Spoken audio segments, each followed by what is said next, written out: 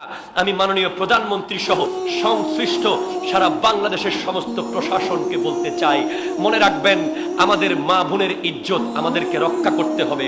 এই বাংলাদেশের 16 কোটি মানুষের একটাই আকুল আবেদন, ধর্ষণের সাথে যারা সম্পৃক্ত হবে অবশ্যই তাদেরকে ওপেন স্টেডিয়ামের মধ্যে এনে মাইকিং করে, পোস্টার করে, ব্যানার করে তাদেরকে সরাসরি সমস্ত জাতির সামনে ফাঁসির কাস্টে ঝুলাতে হবে, যেন আর কোনো মা বোন এইভাবে লাঞ্ছিত না হয়, নৃশংসভাবে হত্যা না হয়। আমরা চাই কি চাই না? কথা বলেন, আর আওয়াজ দিয়ে বলেন, চান কি চান না?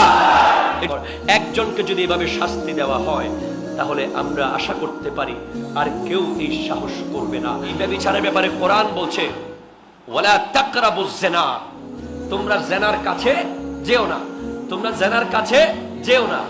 জিনা করিও না বলেন নাই, জেনার কাছে যেও না বলেছেন, জেনার নিকটে যেও না।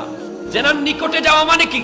যেই কাজটা জেনার প্রতি তোমাকে আহ্বান করবে, ব্যভিচারের দিকে তোমার খেয়াল নিয়ে যাবে, তোমার ধ্যানকে নিয়ে যাবে, তোমার চিন্তাকে ব্যভিচারের দিকে নিতে চাইবে, কারণ নফসে আম্মারা, শয়তান সার্বক্ষণিক তোমার সাথে লেগে আছে। সেজন্য তোমাকে এক নম্বরে যেটা করতে হবে, তোমাকে বেগানা নারীর সান্নিধ্যে যাওয়া বন্ধ করতে হবে। কথা বলেন ঠিক কিনা? কিভাবে বন্ধ করতে হবে? তুমি ফেসবুকে বেগানা নারীর সাথে সম্পর্ক ছেড়ে দাও, তুমি টেলিভিশনে বেগানা নারীর পর্দায় তাদের নাটক সিনেমা দেখা বন্ধ করে দাও, তুমি ইন্টারনেটের মধ্যে খারাপ বিষয় দেখা বন্ধ করে দাও, তুমি তোমার এলাকায় রাস্তা দিয়ে হাঁটার সময় চোখ নিচু করে হাঁটো, এটা রাস্তার একটা হক। বলে হুজুর এগুলো কেন করতে হবে?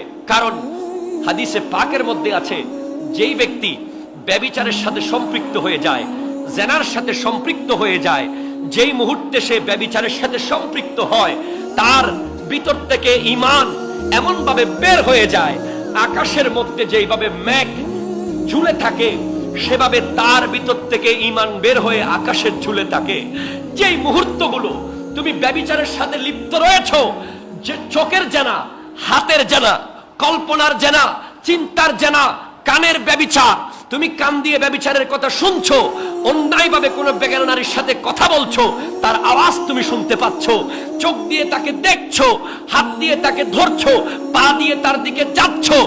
বিয়ের আগে তুমি যদি এই ধরনের কোন নারীর কাছে গিয়ে থাকো, শুনে থাকো, দেখে থাকো, হাদিস অনুযায়ী সেই মুহূর্তগুলোতে তোমার ভিতর থেকে ঈমান বের হয়ে গেছে। সেই সময় যদি তুমি মারা যাও তাহলে তুমি বেঈমান হয়ে মারা যাবে। কথা বলেন ঠিক কিনা?